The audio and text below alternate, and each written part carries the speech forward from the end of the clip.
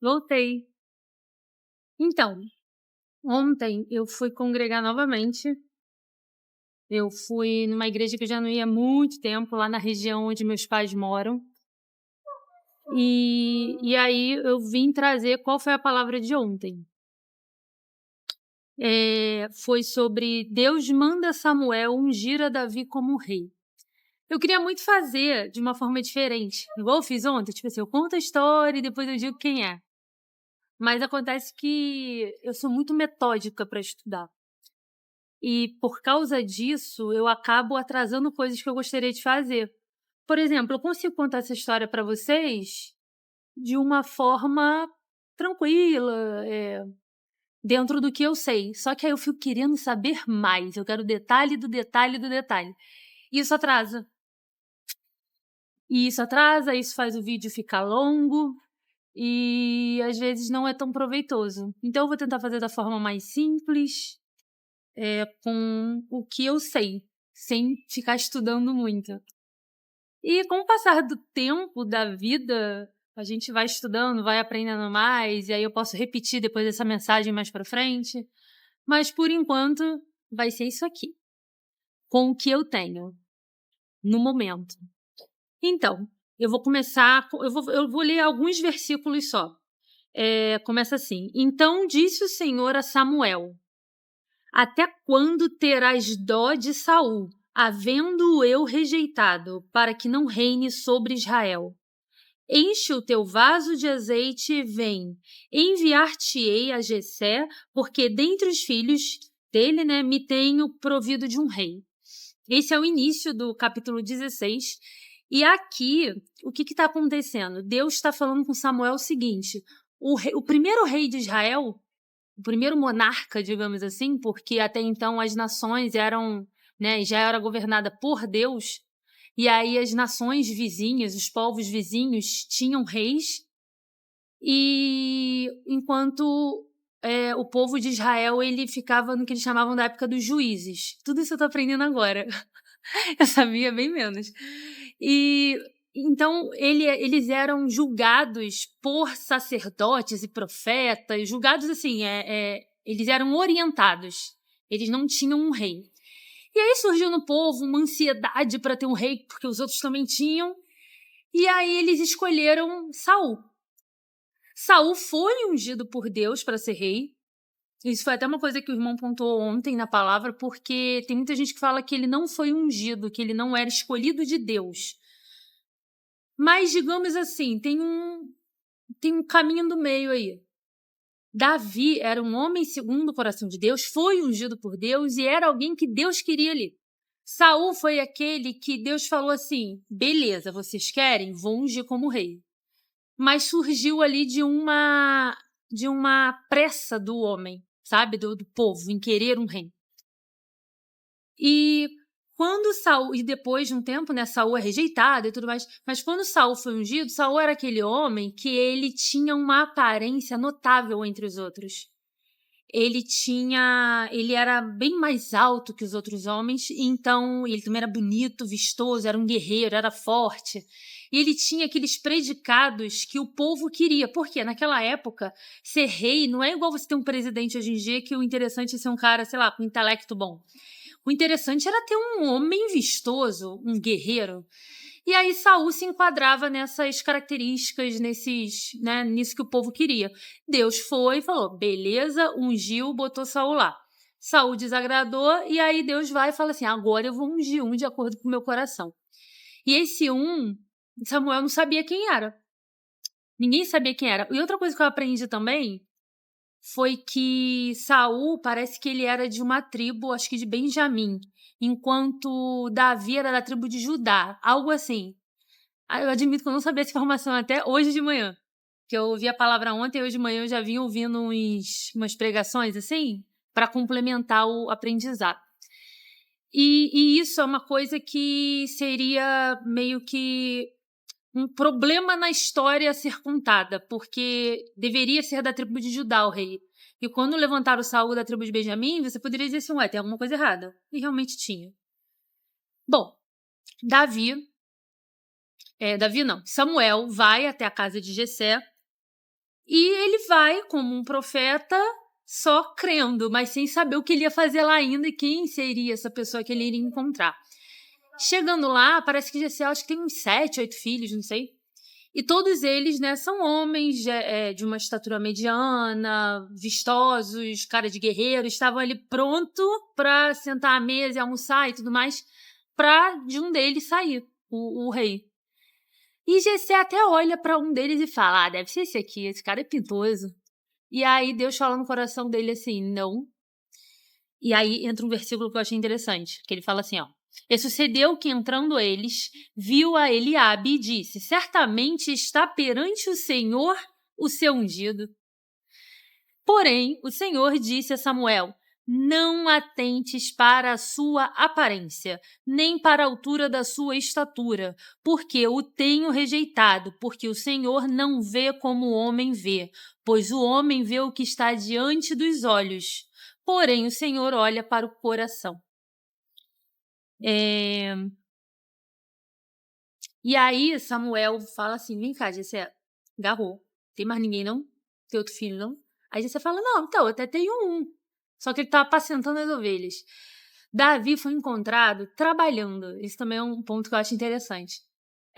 A gente acha às vezes que para você ser encontrado por Deus, né? E quando eu digo encontrado por Deus, é via algo material, via um homem, via uma situação material na sua vida. E a gente fica achando que a gente vai ser encontrado se a gente ficar dentro de uma caverna escura, escondida e deixando. Às vezes Deus até pode te pedir isso, mas não é o caso de muitas indicações na Bíblia. Você vê, Davi foi encontrado trabalhando. Ele estava escondido, porque estavam todos os irmãos dele à roda da mesa, mas ele estava no campo trabalhando, apacentando as ovelhas. E lá ele era alguém que, ainda não ungido por Deus, ele já tinha habilidades e ele já desenvolvia suas habilidades ali no campo voltado para o que ele seria no futuro, digamos assim, mesmo sem saber. Ele, por exemplo, ele era valente, então, mesmo sendo de baixa estatura, ele matou, né, ele brigou com um leão e um urso para defender as ovelhas. Então, ele não botava o galho dentro. Ele era um homem valente. E aí, quando Jessé descobre que ainda tem mais um filho, ele diz: a gente não vai se assentar à mesa até chegar esse rapaz. E quando ele chega, ele fala aqui, que Davi, apesar da estatura, ele tinha uma boa presença. Ele não era porque ele era baixinho que ele era feio. Ele era alguém que tinha uma boa presença, bota aqui que ele era ruivo, formoso de semblante e tinha boa presença. E aí, quando ele viu Davi, o Senhor fala no coração dele: levanta-te e unge-o, porque este mesmo o é. E, bom, a partir daí tem uma questão que é interessante também, porque Davi ainda era um garoto, ele era muito novo. E a pergunta é: o que acontece com Davi depois que ele é ungido? E a resposta é nada. É interessante a gente ver que só depois da unção, eu não vou abrir aqui na página de novo, mas só depois que ele é ungido ali, na prática, né, pelo óleo derramando na cabeça dele, que isso aí simboliza, e é a partir desse momento que o Espírito de Deus entra nele. É a partir daquele momento. E você pensa assim, ele saiu dali então, né, voando para ser rei. Não. Diferente de Saul, que foi ungido e imediatamente assumiu o posto, Davi, ele é ungido e passam-se anos dele num anonimato e em secreto ali com Deus até ele assumir como rei. Bom, o que podemos tirar dessa mensagem? A gente pode avaliar isso aí, mas eu quero contar uma outra coisa antes. Um paralelo para os dias atuais. Eu estava na casa dos meus pais esse fim de semana e aconteceu uma coisa que eu achei interessante. Que aí eu lembrei disso. Eu lembrei da história de Saúl, de Davi. Eu fui comprar um bolo. Eu gosto muito de doce. Aí eu fui comprar um bolo pro café da tarde. E eu tava de jejum nesse dia. E eu queria muito, tipo assim, terminar, entregar meu jejum e comer uma comida boa, sabe? Assim, uma boa. Eu queria comer uma coisa que eu gosto. E sentar com os meus pais à mesa, assim, e fazer um lanche da tarde. E no meu coração eu queria alguma coisa de goiabada. Eu queria um doce de goiabada, um bolo de goiabada. E eu tava com isso na cabeça, que eu queria isso. Quando eu cheguei na padaria, eu vi assim acho que é a cuca que chama de banana, que é um bolo. E quando eu vi o bolo, ele me pegou. Porque era um bolo bonito, tava bem feito, sabe? Grandão assim. E eu nem vi os outros, ele me cegou para os outros, porque ele era bonito, vistoso. E eu peguei, eu falei, pô, eu quero essa cuca de banana. Escolhi ela. Ah, e depois que eu escolhi ela, eu vi do lado que tinha um docinho, tinha um bolinho, um rocambole de goiabada, assim, todo estrupiado do lado, né? Amassadinho. Mas tu via que era de goiabada, assim, com vontade. E eu falei assim, cara, eu vou levar os dois. E eu tava em jejum, então eu já tava como, né? Aí eu falei, vou levar os dois. Quando eu cheguei na casa dos meus pais, qual que eu abri primeiro? Eu abri primeiro o de banana, porque ele era mais vistoso e tudo mais. Eu abri, deixei na mesa assim, e aí minha mãe foi cortar ele, a minha mãe achou estranho. Só que eu queria muito. E a minha mãe achou estranho. Aí minha mãe cortou, ele começou a esfarelar, assim, cair e tal. E eu não percebi. A minha mãe virou e falou assim: peraí, que eu vou pegar o óculos. Aí ela saiu pra pegar o óculos e eu não percebi nada disso. Eu só queria encerrar meu jejum ali. Eu peguei, enquanto ela foi pegar o óculos, sei lá pra quê, que eu não percebi, eu tirei um pedaço assim, eu vi aquele, né, aquelas bananas, que era um bolo rústico, tinha umas bananas, assim, uns pedaços encaixados no meio. Aí eu peguei e botei na boca. Quando eu botei na boca, eu fui inundada por um gosto verde. O bolo ficou verde na hora. Eu juro pra vocês, eu olhei pro bolo, eu vi verde, depois que eu botei na boca. E me deu vômito. Eu já ando meio enjoada e tal, com os probleminhas de saúde. Quando eu comi aquilo, eu falei assim, cara, eu não posso nem lembrar, que me dá ânsia. Que eu botei aquilo, o negócio era verde, e eu comi um pedaço do negócio verde. E o bolo ficou verde quando eu olhei. E eu sou míope, eu tava com fome, eu só fui. E aí a minha mãe voltou com óculos, too late, tarde demais, ela voltou com óculos, olhou e falou assim, então, tá estragado. Aí eu, não diga, já, né, querendo botar tudo pra fora. E aí eu pensei assim, aí, pô, tem tudo pra estragar, né? O lanche que eu ia fazer, meu de jejum, aí eu peguei e falei, não, quer saber? Fui, me recompus, bebi água e tal, fiquei ali, esperei meu estômago parar de pulsar e fui comer meu bolinho, meu rocambole feinho de goiabada. Estava maravilhoso de goiabada. E aí eu lembrei, e aí eu lembro que eu sentei na mesa, tava eu, meus pais, meu marido, aí eu sentei na mesa assim, e eu lamentei, eu falei, poxa, eu peguei com tanto gosto esse, sabe? Ele era tão. E eu lamentei assim, porque. Só que aí depois, aí eu ando ouvindo muita pregação, lendo muita Bíblia, aí eu lembrei dessa passagem, né, de Davi e de Saul. E isso não é só uma passagem. Na Bíblia, essa história e esse tipo de história se repete. Né, qual foi a lição que eu tirei? Às vezes a gente se deixa levar pela nossa vista. A gente se deixa levar pelo que a gente vê. E o que a gente precisa para a nossa vida, né? É Deus que prepara e nem sempre vai ser algo que é o que a sua vista mais gosta, né? Isso não tô falando assim, a gente pode levar isso para um lado de relacionamentos, mas isso serve, por exemplo, para um trabalho, para um emprego, para relacionamento, para muita coisa na vida. Sabe? Muita coisa reluz, mas não é ouro. E tem uma frase que fala o seguinte: se o mundo fosse cego, a quem você impressionaria? Eu acho que é algo assim.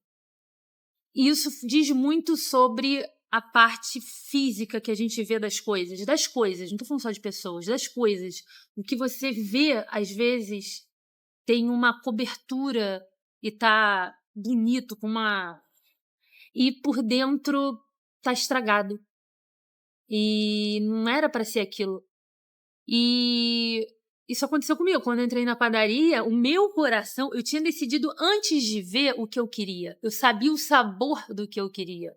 Eu sabia a essência do que eu queria.